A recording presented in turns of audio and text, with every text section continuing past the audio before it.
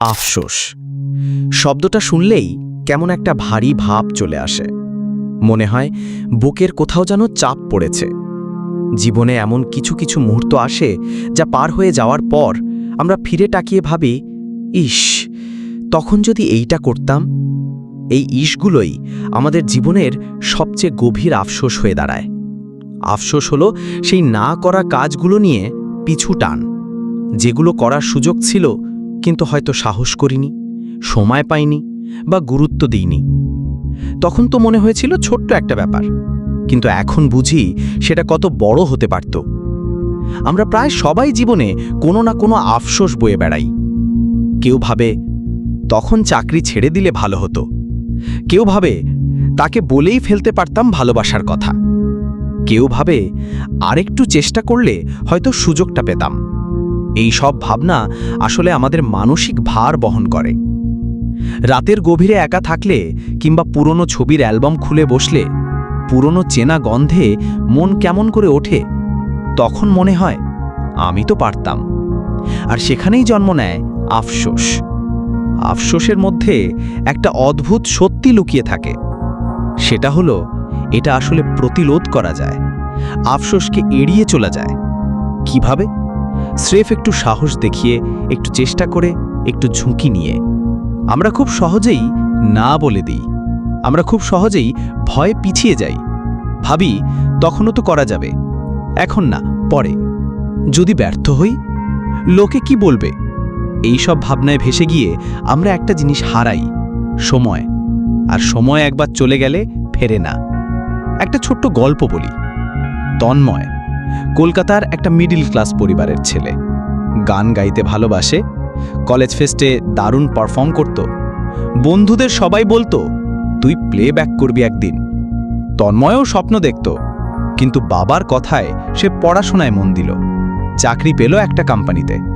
Office, বাসা, বিয়ে, বাচ্চা সবকিছুর মধ্যে কোথায় যেন হারিয়ে গেল তার গানের খাতা।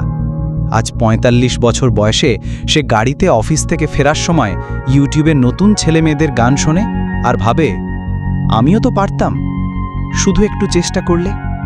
এই যে পারতাম, এটাই হলো তার জীবনের আফসোস।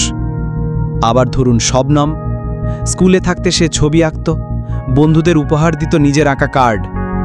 ক্লাস 7-এ তার আঁকা ছবি ম্যাগাজিনে ছাপা হয়েছিল, কিন্তু সংসার, দায়িত্ব, পড়াশোনা, বিয়ে সবকিছুতেই কোথায় হারিয়ে গেল তার তুলির রেখা। এখন সে ফেসবুকে অন্যের আঁকা ছবি দেখে নিজের একটাই কথা ভাবে, আমি যদি চালিয়ে যেতাম। এই গল্পগুলো আপনারও হতে পারে, আমারও হতে পারে। কিন্তু একটা কথা বলি, এখনো দেরি হয়ে যায়নি। যে কাজটা আপনি করতে চেয়েছিলেন এখনো শুরু করা যায়। হ্যাঁ, হয়তো আপনি তরুণ নন, হয়তো আপনার চারপাশে বাধা অনেক, কিন্তু আফসোস এড়াতে হলে শুরুটা করতে হবে। আজ নয়, এখনই। আপনি যদি ভাবেন লেখা শুরু করব, তাহলে আজ একটা প্যারাগ্রাফ লিখে ফেলুন। আপনি যদি ভাবেন ভয় পেয়ে বলা হয়নি তাকে ভালোবাসার কথা, তাহলে এখন একটা মেসেজ পাঠান।